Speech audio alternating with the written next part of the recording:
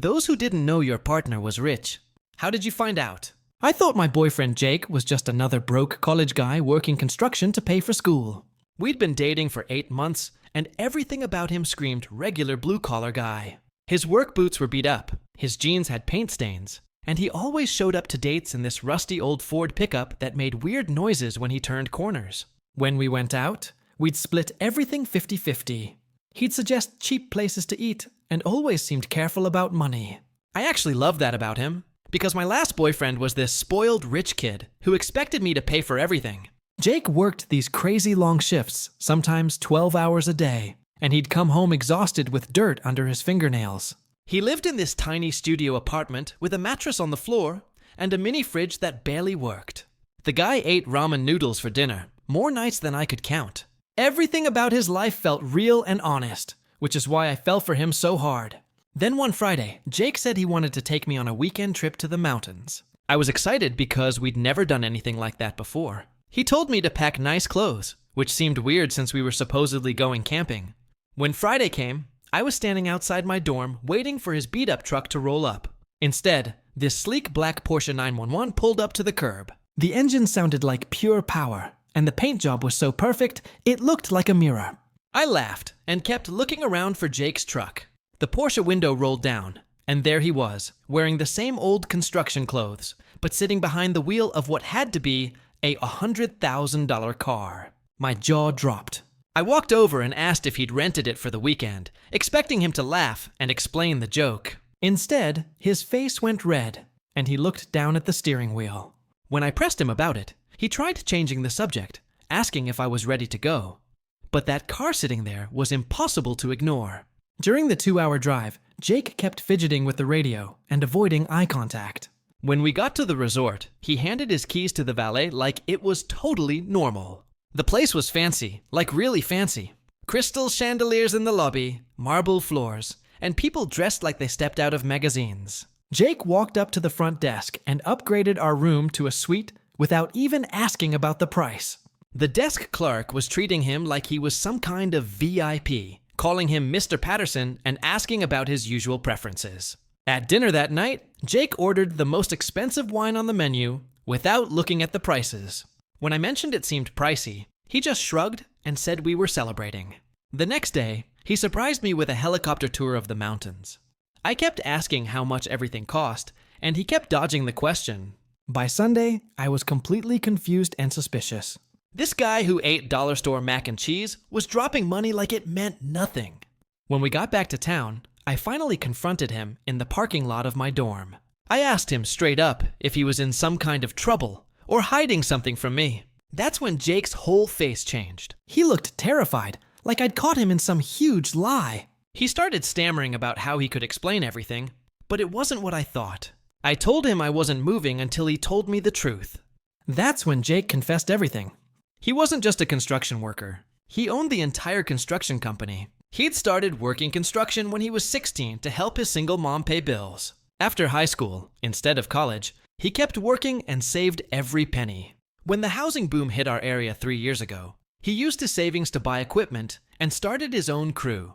Then last year, when his old boss wanted to retire, Jake bought out the whole company. He was now employing 30 guys and had contracts all over the state.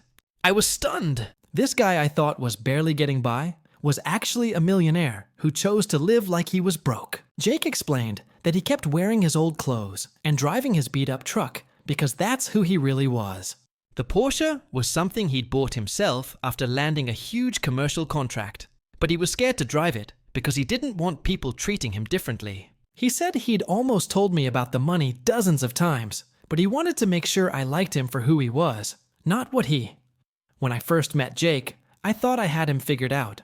He was just another broke college guy grinding his way through life.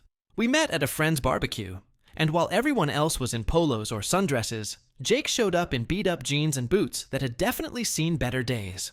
His shirt had a faint paint streak across the sleeve, and his hands looked rough, calloused, strong, the kind that had seen long days of hard work. We started dating soon after, and everything about him screamed blue collar. His rusty old Ford pickup was so loud you could hear it from down the street, and it rattled every time he took a corner too fast. Dates were simple.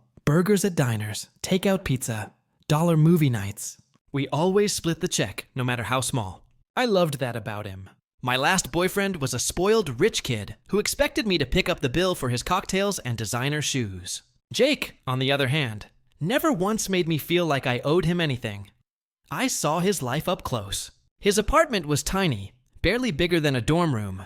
The mattress was on the floor, no bed frame. A mini fridge hummed in the corner, half working, half frozen. His cupboards were stocked with ramen, mac and cheese, and off-brand cereal. Most nights, after a 12-hour shift, he'd collapse onto that mattress with dirt still under his fingernails. Exhausted but smiling. And I thought, this is real. No pretense, no ego. Just Jake. And I fell for him hard. So when, one Friday, he suggested we take a weekend trip to the mountains, I was surprised. We'd never done anything like that. He told me to pack nice clothes, which was confusing since I assumed we'd be camping. But I didn't question it too much. That Friday afternoon, I waited outside my dorm, expecting the usual screech of his truck pulling in. Instead, a sleek black Porsche 911 rolled to the curb. It gleamed like liquid metal, sunlight bouncing off the flawless paint. My jaw dropped. I laughed, waiting for the real punchline, for Jake's clunker to appear behind it. But then the Porsche window slid down, and there he was, in his same work clothes, grinning nervously. "Hop in," he said. I stared. "Did you rent this?" His ears turned red. Just get in." "We're gonna be late." The 2-hour drive was surreal. Jake kept fiddling with the radio, avoiding eye contact. When we pulled up to the resort, it was like stepping into another world. Crystal chandeliers glowed in the lobby. The marble floors sparkled. People glided past in designer coats. Jake walked to the desk, casually upgraded us to a suite, and the clerk greeted him like an old friend. "Welcome back, Mr. Patterson." The usual arrangements? I froze. The usual? Dinner was even stranger. Jake ordered the most expensive bottle of wine without flinching. I whispered, "Jake, this is pricey." He just smiled and said, "We're celebrating." The next day, he surprised me with a helicopter tour of the mountains. A helicopter. By Sunday, my head was spinning.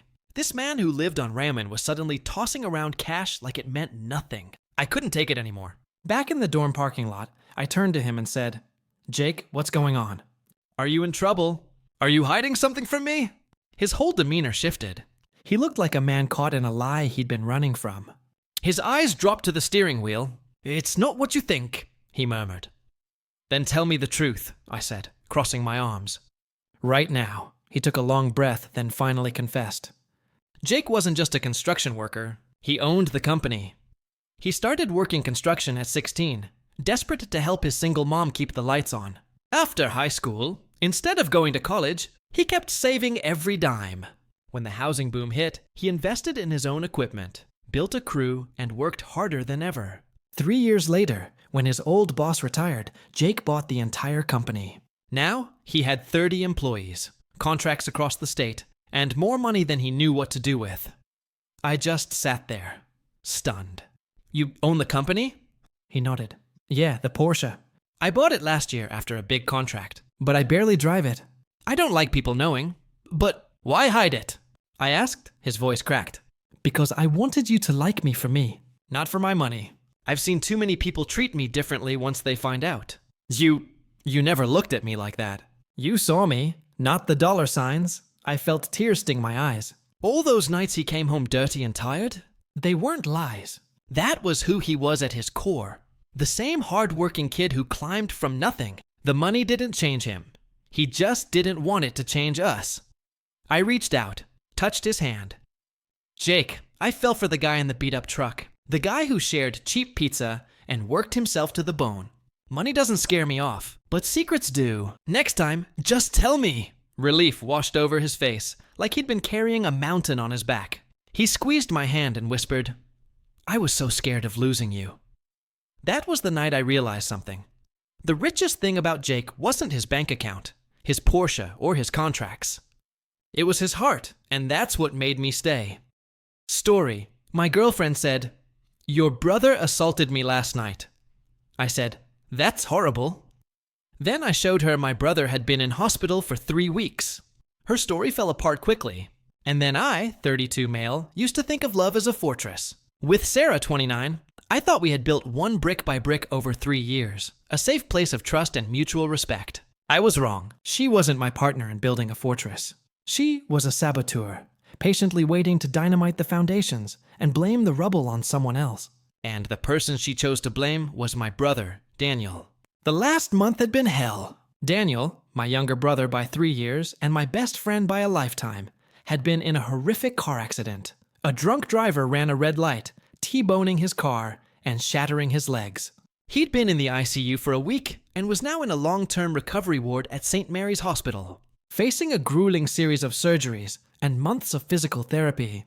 My life had become a triangle of work, home, and the sterile, antiseptic-smelling corridors of the hospital. Sarah had seemed supportive at first. She'd made lasagna for my parents, offered sympathetic platitudes, and rubbed my back when I'd come home, exhausted and emotionally drained. But lately, a subtle chill had entered our apartment. Her sympathy felt performative, her sighs of frustration more frequent. "I just miss you, Leo," she'd say. "It feels like this family emergency has taken over our entire life." I foolishly thought it was just the strain of the situation getting to her. Last night, it all came to a head. I came home late from the hospital. Daniel had had a rough day, and I'd stayed with him until he finally fell asleep. I found Sarah sitting in the dark, a single lamp illuminating the tear tracks on her face. Her body was coiled tight, radiating a trauma that felt chillingly real. My heart sank. "Sarah, what's wrong? What happened?" I asked, rushing to her side. She flinched when I tried to touch her, pulling away as if burned. Her voice, when she finally spoke, was a ragged, broken whisper. It was Daniel. I froze. "Daniel? What about Daniel?" "He came here," she sobbed, wrapping her arms around herself. "Last night, while you were at the hospital, my mind went blank." The words made no sense. Like trying to assemble a sentence from random letters. What are you talking about, Sarah? That's impossible." "Don't you dare tell me it's impossible," she shrieked, her voice cracking. "He let himself in with the spare key he knows we keep under the planter. He was angry, Leo. He said I was a distraction, that I was keeping you from your family when you were needed. He said I was selfish." She was getting hysterical now, the details of her story tumbling out in a torrent of pain and accusation. I told him to leave and he wouldn't. He grabbed me, he pushed me against the wall. She choked on a sob, burying her face in her hands. He assaulted me, Leo. Your brother assaulted me." The room tilted. The accusation was so monstrous, so fundamentally alien to the brother, I knew that my brain struggled to process it. Daniel, the gentle soul who'd once cried because he'd accidentally stepped on a butterfly, accused of such a violation. But looking at Sarah, at her convincing terror, her shaking hands, her raw despair, a part of me felt the ground give way. This is what a monster counts on. The performance, the doubt. But my brain, the logical process-driven part of me that I rely on for my work, was already running a diagnostic. It flagged an error, a catastrophic system-level impossibility. Instead of screaming, instead of challenging, I felt that familiar cold clarity descend. The same feeling I'd had when I first saw the wreckage of Daniel's car. Emotion is a storm, but logic is a lighthouse. I needed to be the lighthouse. I knelt in front of her, my voice gentle, masking the ice forming in my veins. "That's horrible," I said, the words tasting like ash. "Sarah, I am so sorry. Are you okay? Did he hurt you?" I'm sore," she whispered. "My wrist, he grabbed it so hard." "Okay," I said, my voice a mask of calm concern. "Okay, we're going to deal with this. First thing we do is go to the police. We need to file a report right now." I saw a flicker of something in her eyes. "Panic now. I don't know if I can. I'm so scared, Leo. I just want you to hold me." "I will," I said, standing up. "But this is too serious to wait. An assault is a crime. We report it. That's the first step. But before we go, there's someone else we have to tell. We have to call my parents." "Your parents?" she asked, her voice suddenly small. "Why?" "Because if my brother did what you said he did, they need to hear it from us. They need to know who their son really is." I pulled out my phone. This was the moment, the point of no return. I was giving her one last chance to abandon this insane, destructive lie. She didn't take it. She just nodded mutely, a cornered animal believing it had one last trick to play. My parents thankfully answered on the first ring. I put the phone on speaker. "Mom, Dad," I said, my voice heavy. "I have Sarah here with me. Something terrible has happened, and you need to hear it from her." My mother's worried voice filled the room. Sarah, dear, are you all right? With a choked sob, Sarah launched into her story again. It was even more detailed this time, more polished. She described Daniel's clothes, the smell of alcohol on his breath, the exact words of contempt he'd spat at her. She was a masterful storyteller. I listened, my heart turning to stone. I was witnessing the premeditated murder of my brother's character, and she was wielding the knife with practiced skill. When she finished, there was a stunned, horrified silence from the phone. My mother was audibly weeping. My father, a man of few words, just kept repeating, "No, not our Danny." "No, I'm so sorry, Mom and Dad," I said, letting the gravity of the moment settle over the room. I know this is hard to believe. It's monstrous, unforgivable, I paused, then turned my gaze directly to Sarah, who was watching me with a look of tragic, vindicated expectation.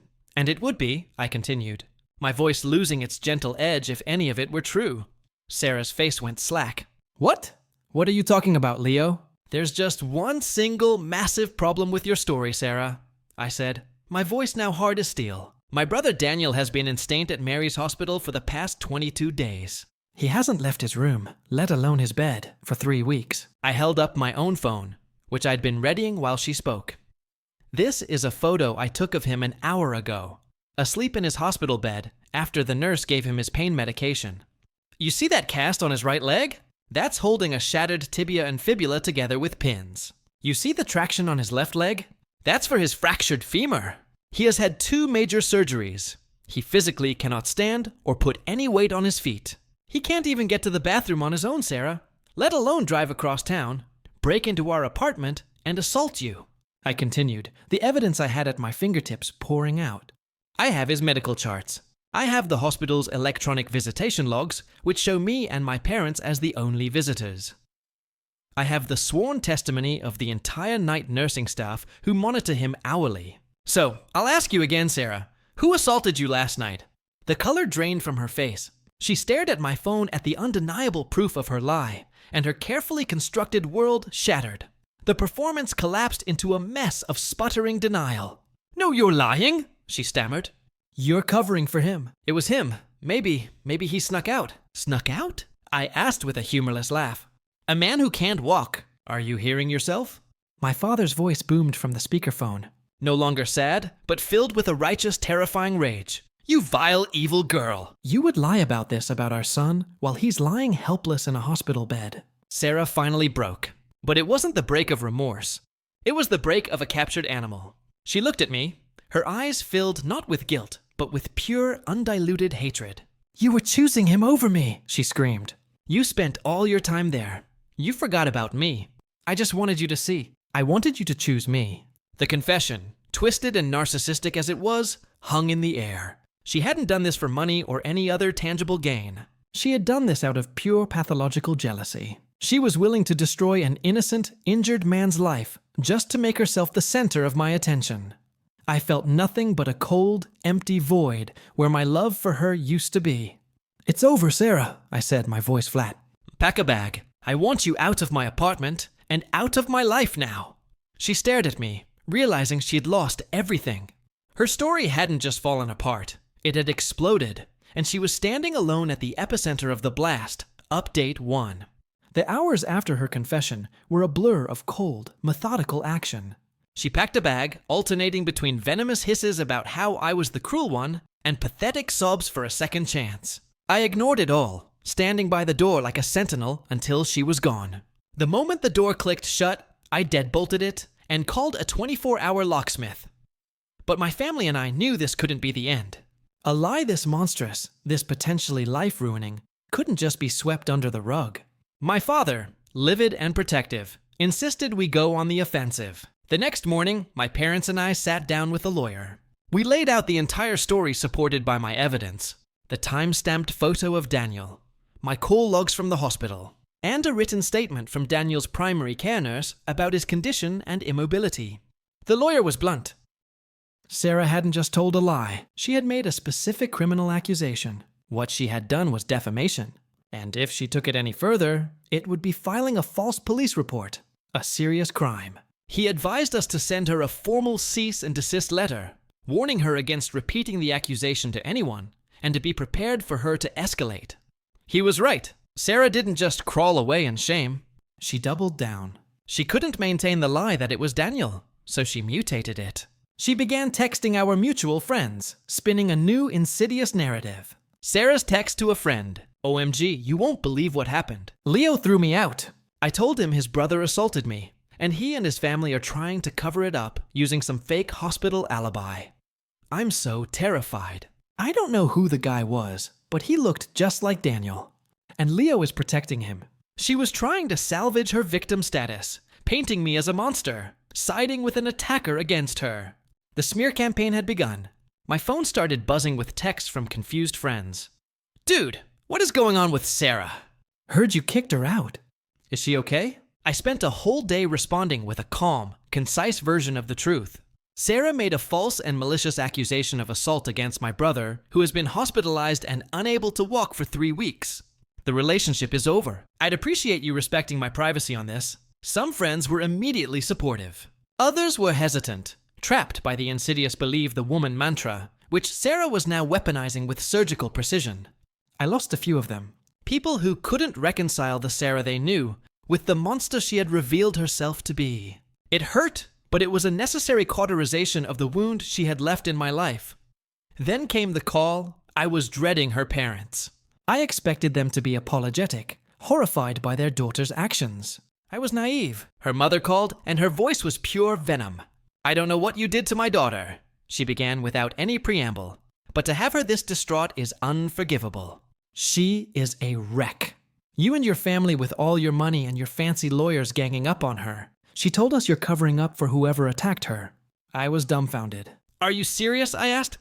Your daughter admitted she lied. She confessed that she made up the entire story about my injured brother because she was jealous. She needs serious psychological help, not enablers. She was under duress, her father yelled, grabbing the phone. You coerced her. We'll see you in court. They hung up. It was then I knew this was going to get much, much worse. They weren't just defending her. They were funding the next wave of her attack. Update 2. A week later, I was served with papers. Sarah, backed by her parents, had not only filed a police report, but had also filed for a temporary restraining order against me, claiming I had threatened her, and she was in fear for her life. The police report cleverly omitted Daniel's name, now describing an unidentified assailant who bore a striking resemblance to Daniel Thorne, and alleging that I was obstructing justice by refusing to help her identify him from Daniel's circle of friends. It was a master stroke of malicious fiction. She was trying to legally compel me into participating in her fantasy, painting me as a co-conspirator in a cover-up. The restraining order was pure harassment, a tool to disrupt my life and paint me as the aggressor. My lawyer was prepared. We appeared in court for the restraining order hearing. Sarah took the stand, giving an Oscar-worthy performance of a terrified victim. She spoke of my sudden rage, my cold eyes, and how my family's immediate and unified denial made her fear they would do anything to silence her. Then it was my turn. My lawyer didn't just refute her claims. He systematically dismantled her credibility. He presented Daniel's complete ironclad medical alibi. He presented the text messages where she was trying to spread the new mutated version of her story to our friends. He then called a surprise witness, a former friend of Sarah's from college, a woman who had reached out to me after hearing what was happening. On the stand, this woman recounted a story from 6 years prior, where Sarah, after being dumped by a boyfriend, had falsely accused him of slashing her tires to get him in trouble with the police. The charge was eventually dropped, but the damage was done. It established a clear and damning pattern of vindictive, manipulative behavior. The judge, a stern woman who had seen it all, looked at Sarah with unconcealed disgust. She didn't just deny the restraining order. She took the extraordinary step of lecturing Sarah from the bench about the gravity of her actions and the damage false accusations do to real victims. The case was dismissed with prejudice. The police investigation into the assault concluded just as quickly. After reviewing Daniel's alibi, they closed the case, but they opened a new one. A criminal investigation into Sarah for filing a false police report. The district attorney's office, armed with the evidence from the restraining order hearing and my full cooperation, decided to press charges. The war Sarah had started had now turned on her completely. Final update. The past year has been a long road, but it's finally over. The wheels of justice turn slowly, but they grind exceedingly fine. The criminal case against Sarah concluded 2 months ago. Faced with the irrefutable evidence and the testimony of her former friend, she had no choice but to take a plea deal. She pled guilty to filing a false police report, a misdemeanor that will nonetheless follow her for the rest of her life. She was sentenced to 2 years of probation, a significant fine, mandatory psychological counseling, and 300 hours of community service at a center for actual victims of assault. A sentence of almost poetic justice. My civil suit against her for defamation and malicious prosecution settled out of court. Her parents, finally seeing the bottomless pit of legal and financial trouble their daughter had created, agreed to a settlement that covered all my legal fees and included a substantial sum, which I immediately donated in Daniel's name, to a charity that supports victims of drunk driving accidents.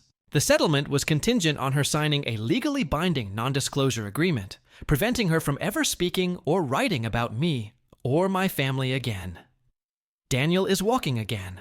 The physical scars are fading, but the emotional ones run deeper. The knowledge that someone could target him with such a vile lie while he was at his most vulnerable has changed him, made him more weary. But our family is stronger than ever. The crisis forged us in fire, and the bond we share now is unbreakable. I sometimes reflect on Sarah's motive. That desperate, pathetic need to be the center of my world. In the end, her actions did make her the center of a world, just not the one she wanted. A world of court dates, probation officers, and therapy sessions. A world where her name is now synonymous with deceit. There was no shouting match, no dramatic revenge scheme. My victory was quiet and methodical. It was the calm presentation of facts. It was the steady, unwavering support of my family. It was refusing to be dragged into her emotional chaos. She built a house of cards on a foundation of lies, and I simply presented a single irrefutable gust of wind. The truth. She wanted me to choose her. I did. I chose to believe my brother. I chose to protect my family. And I chose to hold her accountable for the consequences of her own evil. And that is a choice I will never regret.